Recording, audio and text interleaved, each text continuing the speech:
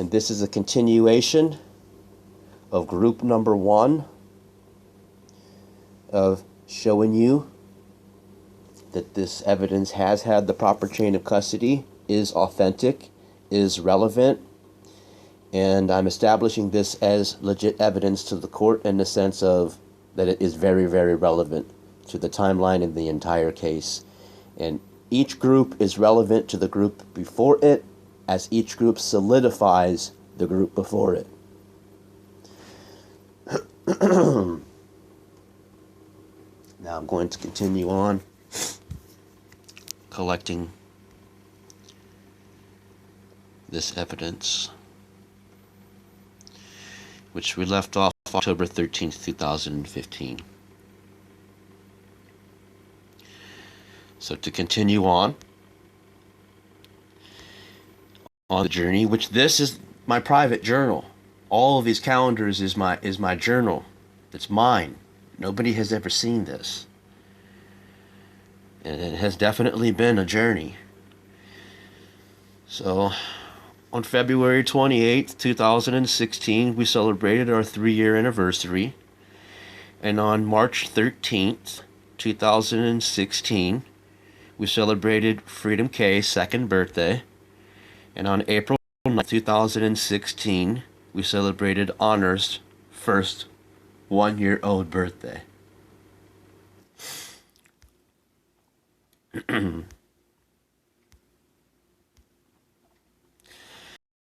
August 5th of 2016, we moved in to our current address, 1212, which is why I always say that home is 1212 and 1212 relates to home, because it's home. For the time in between, from the day that we met until this day, we lived at my mother's. And Freedom was added to us, and Honor was added to us, and then we all moved here, home. 12/12. August 5th, 2016. Her birthday was 10 days later. 11 days later, excuse me. August 16th, 2016. Heather Ann Seabolt's birthday. So we continue on into 2017. We have our 4-year anniversary. And on the 13th of March, 2017, we have Freedom's 3rd birthday, which was obviously the first birthday in this house for Freedom. And on April 9th, 2017, was my son's 2nd birthday, Honor Abel Brooker, and we celebrated his 1st birthday in our home in 2017.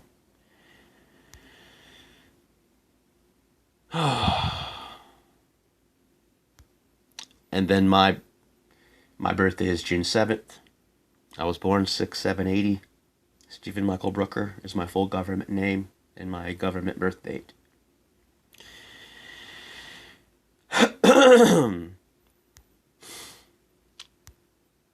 And then we come to August 2017. On August 11th, Heather told me that she never wanted any kids. She said, and I quote, "I never wanted any effing kids. I never effing wanted any effing kids," are the quotes of her words that she spoke.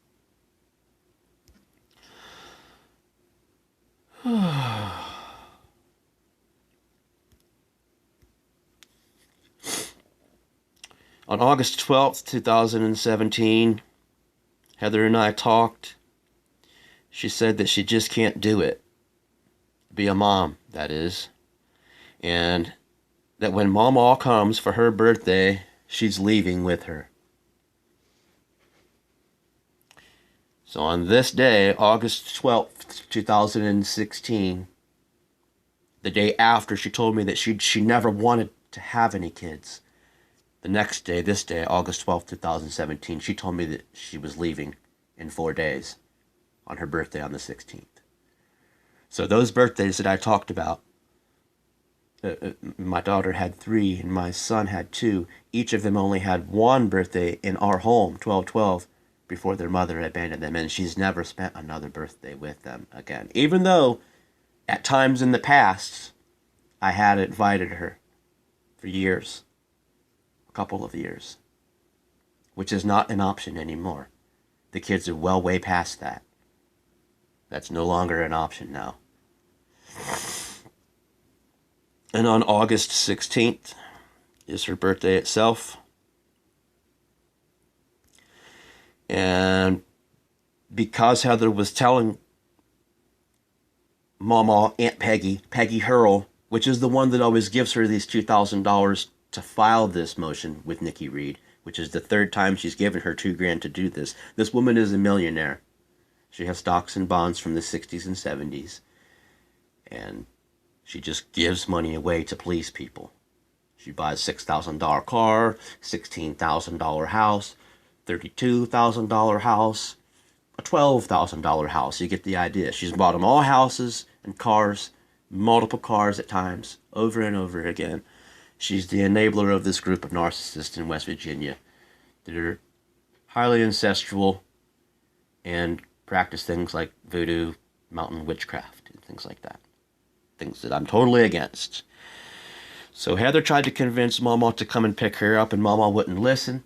I tried to convince Mama for Heather, as Heather asked me to pick her up, and Mama wouldn't listen.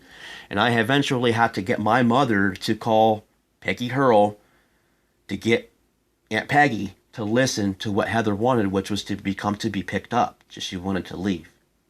So my mom actually is the one that convinced Peggy to come and pick Heather up, because Peggy wouldn't listen to me when I was doing it for Heather, and Peggy wouldn't listen to Heather when she was doing it for herself, because she wanted to leave. And on August 12th, Mama was here. I'm saying she was here that day. She came, finally. My mom convinced her to come. 4 days later. Today, Heather told me that she never wanted kids and that she packed up her stuff to leave with Mama tomorrow, which is what she did. Mama went and stayed at a hotel. She packed up her stuff. She reiterated that she really never wanted any kids. I reiterated that, wow, that explains postpartum depression. You didn't really have postpartum depression per se. You just lived with the fact that you never wanted kids, and you just carried 2 and bore 2. And that's a heavy burden. But the truth is the truth. You did a good job.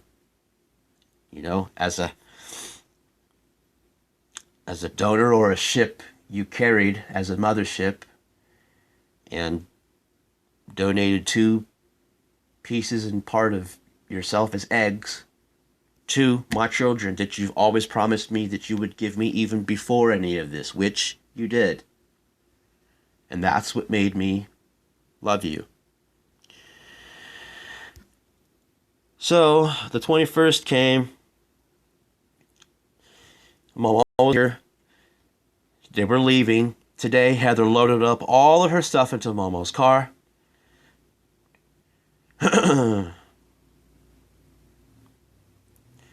To go and left, and she made it from the parking area, which is at the back of the house, to the entrance of the driveway, which is at the front of the house, and stopped.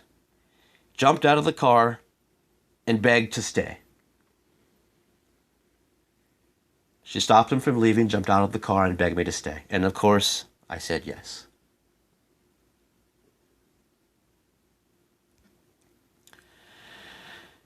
And 1 week later, on the 28th of August, was our 4.5-year anniversary, which we've never celebrated a 4.5-year anniversary, but ultimately we never had a 5-year anniversary. Our 5th-year anniversary never came because she ended up leaving like she was going to. Like she tried to on the 11th, wanted to on the 16th, and had the chance to and changed her mind on the 21st of August 2017. I better check the time here. Almost at 10 minutes, okay. It's fine. It's going to be a lot of videos that we're getting into the thick of it. And so, continuing on. Finally, on October 31st, 2017, at 5:30 in the morning, Heather left the kids and I at 5:30 a.m. today on Halloween, just after the witching hour.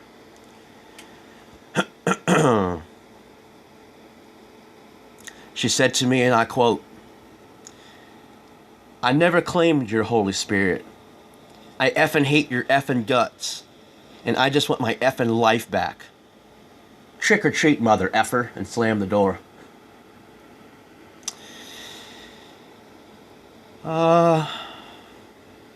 And slammed the door, and I do not have video evidence of this, because at the time I was on my knees begging her to stay, not to leave the kids.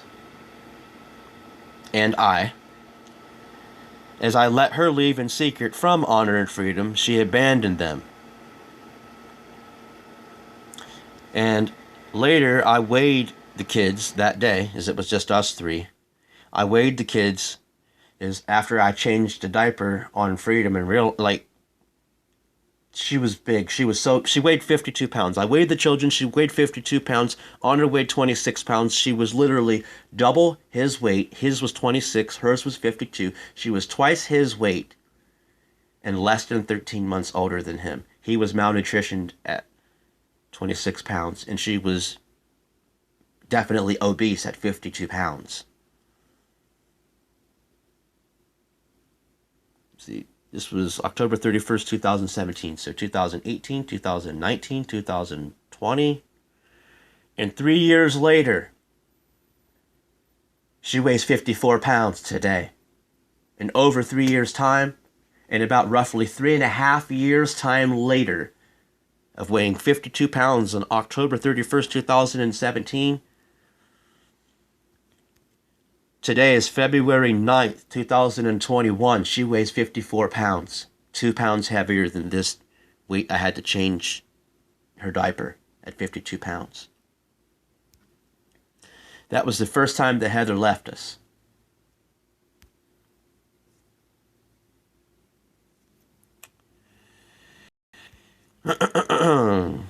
On November 7th of 2017, 2 officers showed up at my door stating they were doing a well-being check on Heather Seabolt.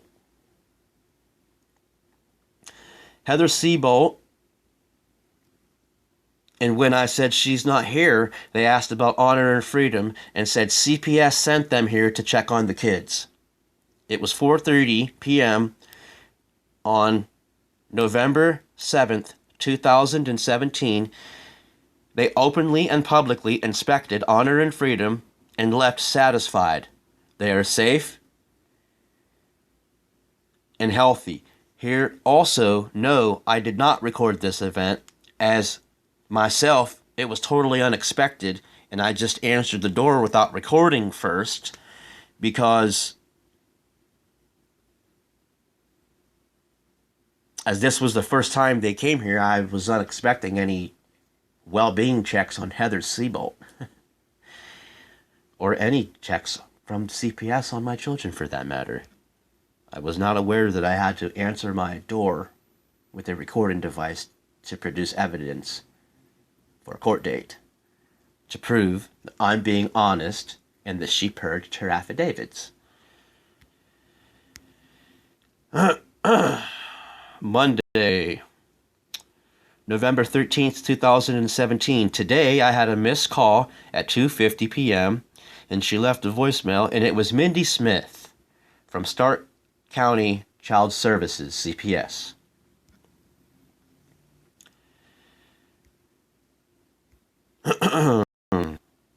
On November 16th, 2017, I started potty trading Freedom with a potty. And this was also the day that my sister had given her life to Jesus Christ and surrendered her life to Jesus Christ. On November 17th, 2017, Today, 2 Canton City police officers and 2 CPS workers showed up at my back door doing the second well-being check on my children in 11 days. And again, the officers were satisfied with the safety and protection of my children. The main CPS worker looked at both of my children. I had her look both of my children over and asked her, is she satisfied with the safety and well-being of my children being protected? And she said yes. And they all 4 left.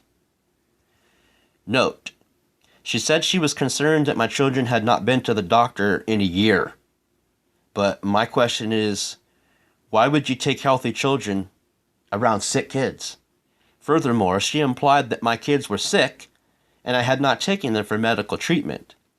And honestly, my kids had actually literally just caught a bit of a sneeze and cough 2 days prior for the first time in 15 months.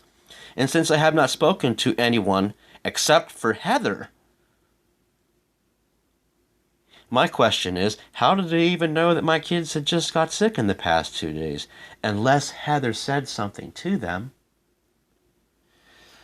So,